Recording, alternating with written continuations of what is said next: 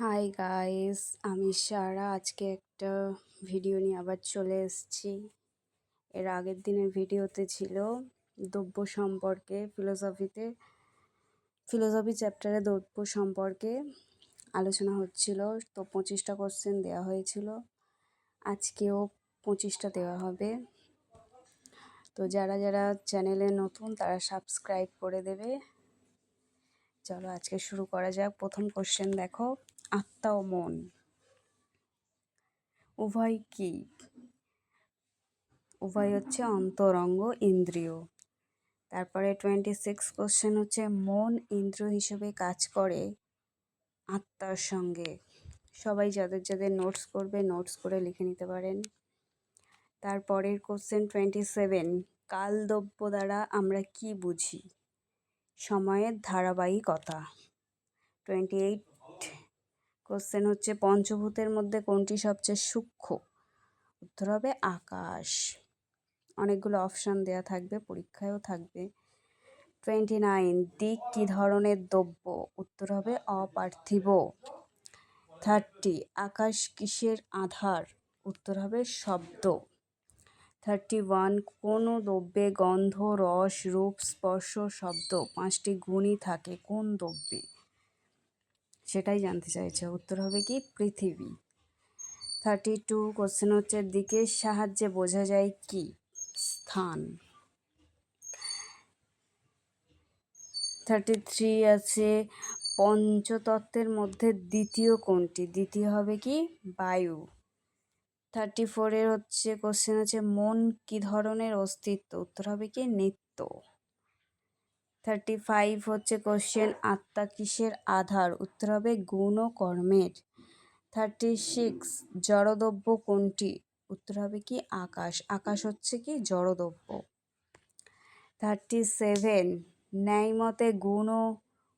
ন্যায়মতে গুণ ও কর্ম থাকে কিসে? উত্তর হবে কি দ্রব্যে। 38, দ্রব্যের 3টি বৈশিষ্ট্য, অস্তিত্ব, অবলম্বন এবং কি হবে অপরের আধার হওয়া। 39, চেতন ও স্বনির্ভর সত্তা হলো কি? উত্তর হবে কি আত্মা। 40, অচেতন ও সূক্ষ্ম এই বৈশিষ্ট্যযুক্ত দ্রব্য হলো কি? মন। মন হচ্ছে অচেতন ও সূক্ষ্ম দ্রব্য। 41 হচ্ছে, নিচের কোন দ্রব্যের স্পর্শ আছে কিন্তু রূপ নেই? স্পর্শ আছে কিন্তু রূপ নেই। উত্তর কি হবে বায়ু। বায়ুর স্পর্শ আছে কিন্তু রূপ নেই। 42, শব্দগুণটি কোন দুটি দ্রব্যে থাকে? আকাশ ও বায়ু। 43, মন ইন্দ্রিয় হিসেবে কার্যকর কারণ হচ্ছে মন হচ্ছে আত্মার সঙ্গে যুক্ত, তাই জন্যে মন হচ্ছে ইন্দ্রিয় হিসেবে কার্যকর। 44, কাল, দিক ও আকাশ উত্তর কি হবে অপার্থিব দ্রব্য।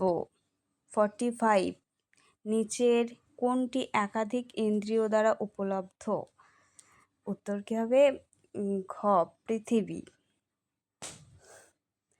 46, অগ্নিদ্রব্যের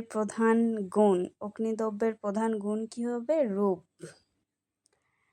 47, আত্মা ও মন উভয়ই কি দ্রব্য? অপার্থিব দ্রব্য। 48 কোশ্চেন বলছে, দ্রব্য কত প্রকারের? উত্তর হবে 9 প্রকারের। তাহলে দ্রব্য 9 প্রকার। 49, আত্মার অন্যতম গুণ কি?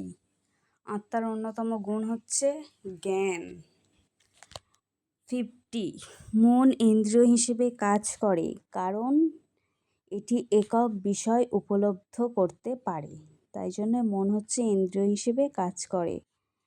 তো ফ্রেন্ডস, আজকে এতটা পর্যন্ত থাকলো। নেক্সট ভিডিওতে আর কিছু কোশ্চেন নিয়ে আলোচনা করব।